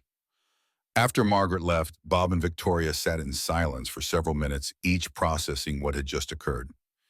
It's a lot, Victoria said finally. More than a lot. 6 months ago, I was making birdhouses and worrying about the heating bill. Now you're offering me a corporate position with a salary I never dreamed of. Victoria turned to face him fully. Bob, I need you to understand something. This isn't charity, and it isn't a reward for helping me keep my job. The board genuinely believes you can make a difference for the company and the communities we serve. But I also need you to know that my feelings for you aren't dependent on whether you take this job. If you decide it's not right for you, if you prefer to keep making jewelry boxes in your workshop, that doesn't change anything between us. Bob studied her face, seeing the vulnerability beneath the professional composure. What are your feelings for me, Victoria? The question hung between them like a bridge neither had been brave enough to cross. Victoria was quiet for a long moment, her hands clasped tightly in her lap. I love you, she said simply. Not because you saved me from the storm, not because you taught me to work with wood, not because you stood up for me in front of the board. I love you because you're the most genuinely good man I've ever known. Because you make me want to be better than I am. Because when I'm with you, I remember what it feels like to belong somewhere. Bob felt something shift in his chest, a door opening that had been closed since Martha's death. Victoria, I know it's complicated, she continued quickly. I know we come from different worlds, that there are practical considerations, that Emma has to be part of any decision we make about the future. I'm not asking for promises or declarations. I just needed you to know. Bob reached for her hands, covering them with his own. The night Martha died, I thought my life was over. Not just the marriage, but everything, the capacity for love, for partnership, for building something meaningful with another person. I figured I'd raised my son. I'd had my great love, and what remained was just maintenance until my own time came. Victoria's eyes filled with tears as she listened. These past months with you, I've remembered that life doesn't end when you think it does. That 68 isn't too old to learn new things, to care about someone in ways that surprise you, to discover that the heart has more capacity than you imagined. Bob squeezed her hands gently. I love you too, Victoria. And that scares me more than any corporate board meeting ever could. They held each other, then two people who'd found their way back to hope through the simple act of choosing to build something together rather than face the future alone. Emma's reaction to the news, both about Bob's job offer and his relationship with Victoria, was characteristically direct. Are you going to live in a fancy office now? She asked over dinner that night. Probably a few days a week, Bob replied. But I'll still have my workshop, and I'll still be here when you need me. Good, Anne. And Victoria?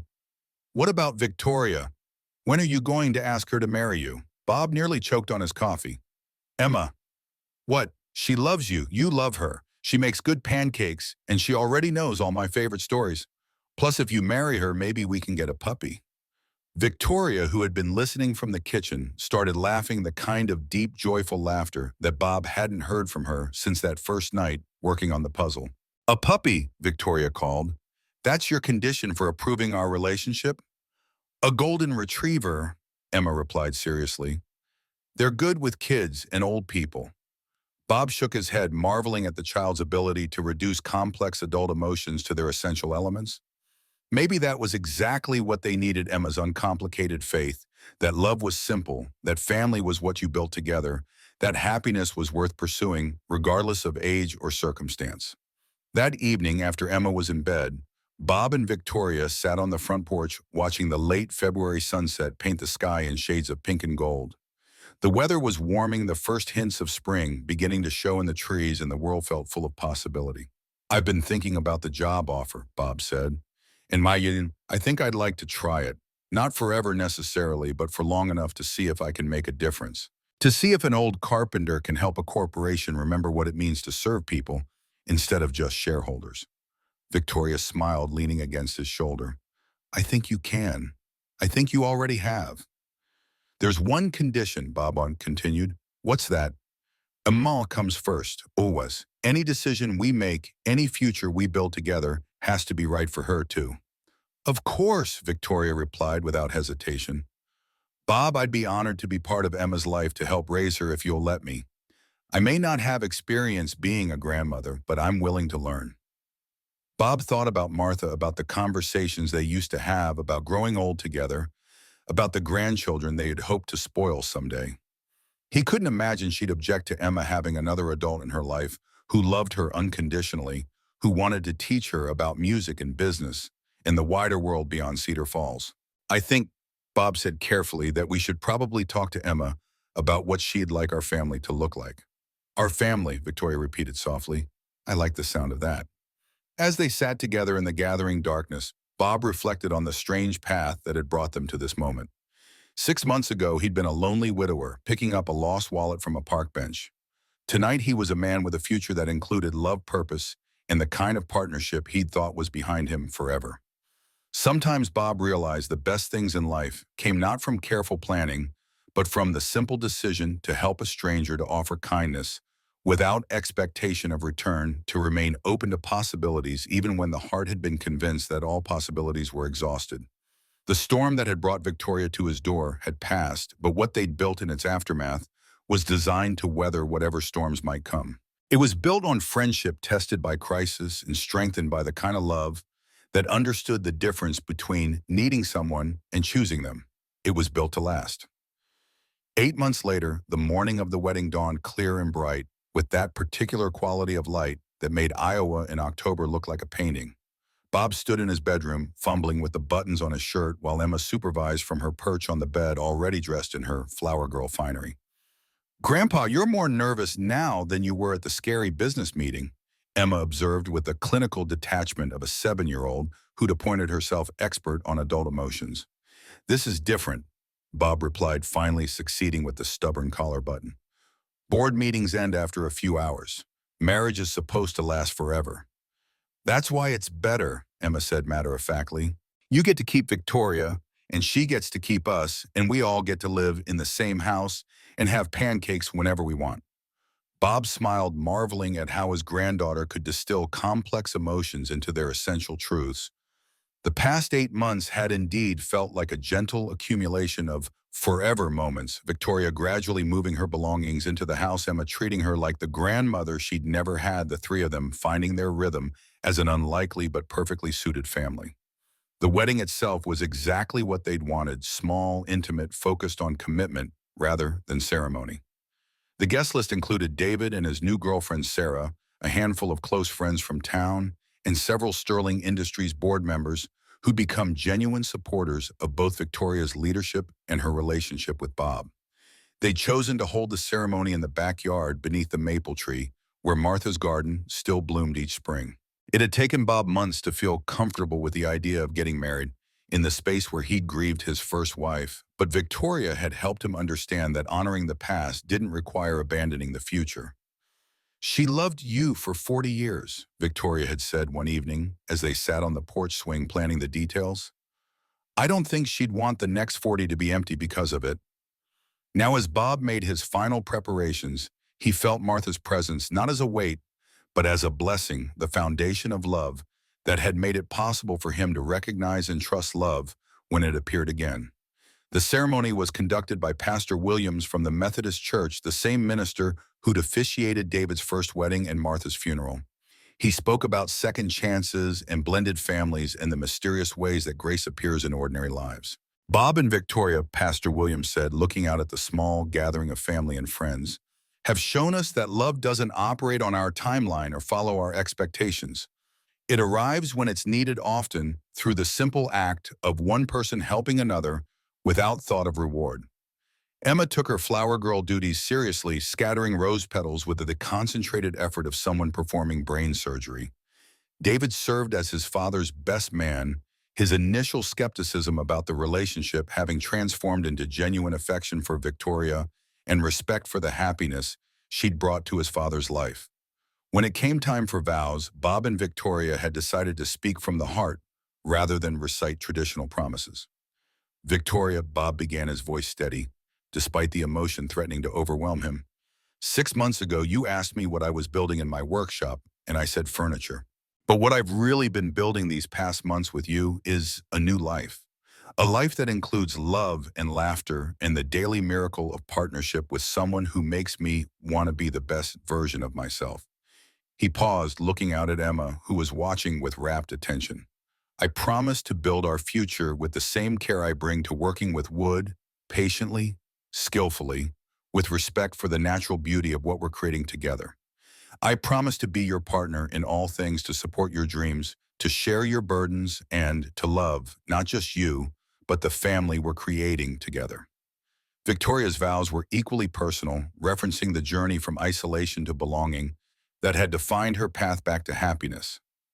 Bob, she said, her voice clear and strong, you taught me that the most beautiful things are built slowly with attention to detail and respect for the materials you're working with.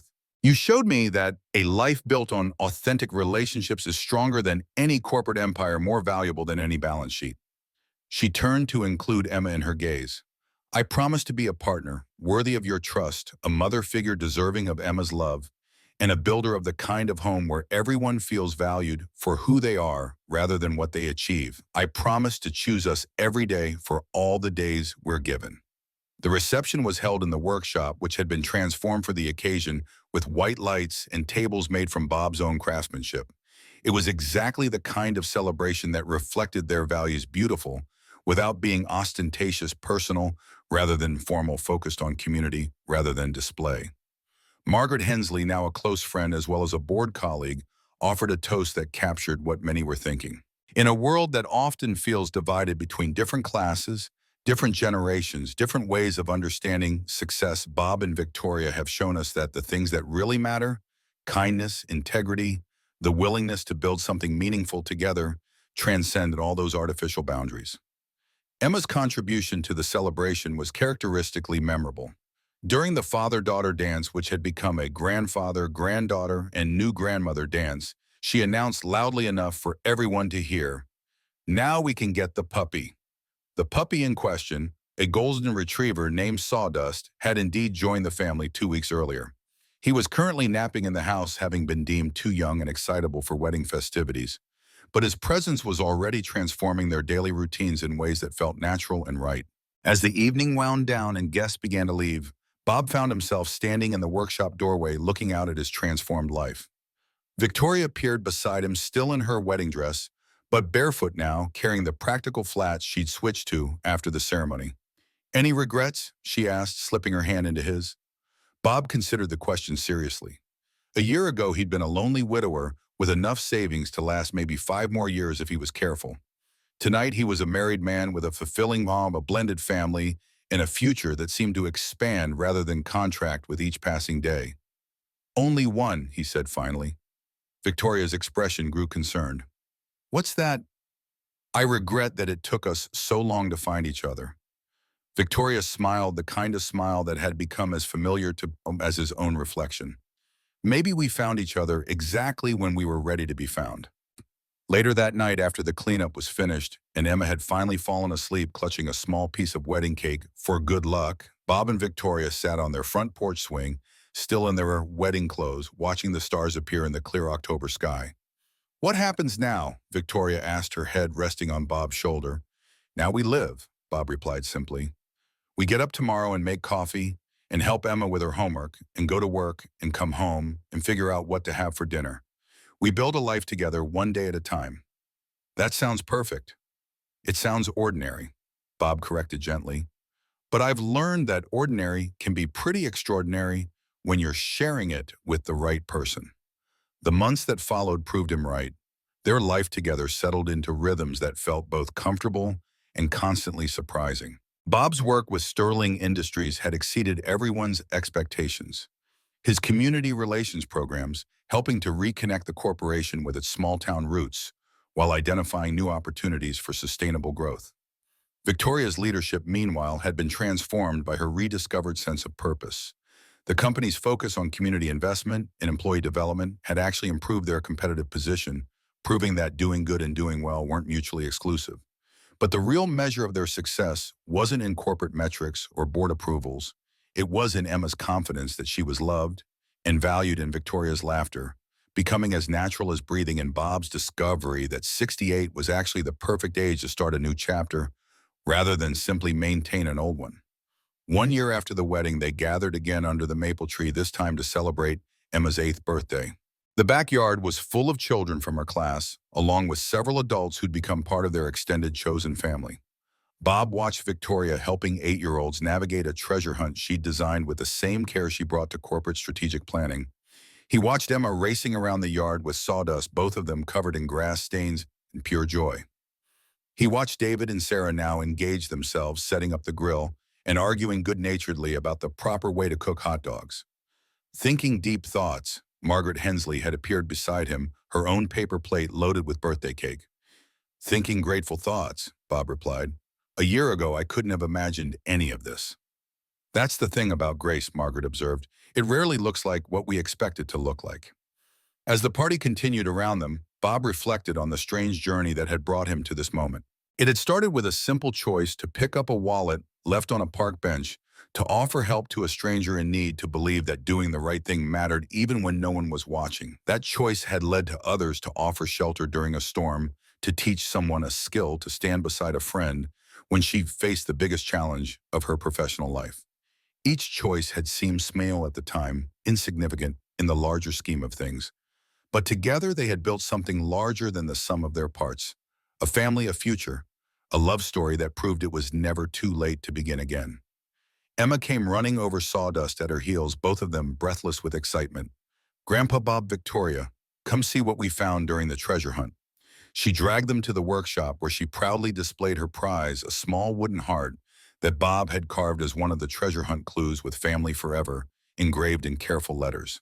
"Is this really true?" Emma asked, holding the heart up to catch the late afternoon light. "Are we really family forever?"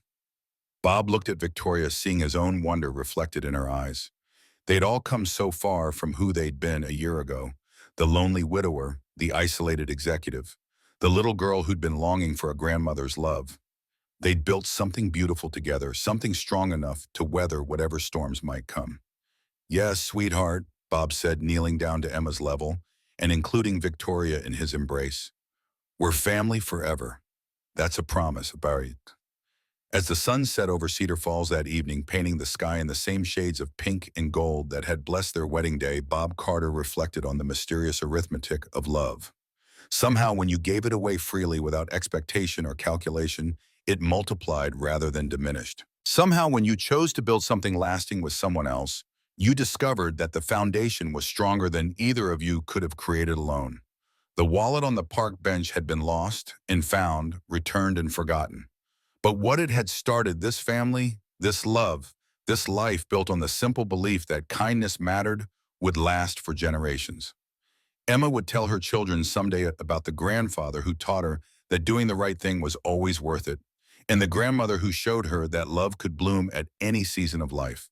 And in a workshop behind a modest house in Cedar Falls, Iowa, tools would continue to transform raw materials into things of beauty, Just as love continued to transform ordinary lives into something extraordinary, one careful, patient, grateful day at a time. YouTube, outro from the heart. Bob Carter's journey from that stormy night to his wedding day reminds us of something we sometimes forget in our golden years, that our story isn't over just because we've reached a certain chapter. At 68, Bob thought his role had narrowed to grandfather and occasional handyman. Instead, he discovered that the values he lived by his entire life, integrity, hard work, putting family first, weren't just relics of a bygone era. They were exactly what the world still needed. Think about your own life for a moment. How many times have you helped a stranger without expecting anything in return? How many times have you chosen to do the right thing simply because it was right? Bob's story shows us that those moments of quiet integrity don't go unnoticed. They create ripples that can transform not just our own lives, but the lives of people we haven't even met yet. For those of us who've loved deeply and lost, who've raised children and worried about grandchildren, who've worked hard and wondered if our efforts mattered, Bob's story is proof that experience has value. That wisdom earned through decades of living is a gift the world desperately needs. Victoria didn't need Bob's money or his connections. She needed his authenticity, his groundedness, his understanding that real success is measured in relationships, not bank accounts. Emma's role in this story is particularly meaningful. Too often we worry that we're too old to be relevant in a child's life, that the generation gap is too wide to bridge. But Bob shows us that grandparents who lead with love and consistency can provide the stability that helps children thrive, regardless of how complicated the adult world becomes. This story also reminds us that love doesn't expire at 65. The heart that has loved well once can love well again, bringing the wisdom of experience to new relationships. Bob and Victoria's romance isn't about recapturing youth. It's about two mature people choosing to build something meaningful together. If Bob's journey resonated with you, you'll love our story coming up next about a retired teacher who discovers his life's greatest lesson is still ahead of him. And if you enjoyed this tale of second chances and family bonds, make sure to subscribe and hit that notification bell. These stories matter because your experiences matter, and every one of us has wisdom worth sharing. Until next time, remember, it's never too late to help a stranger, never too late to learn something new, and never too late to discover that your best chapters might still be waiting to be written.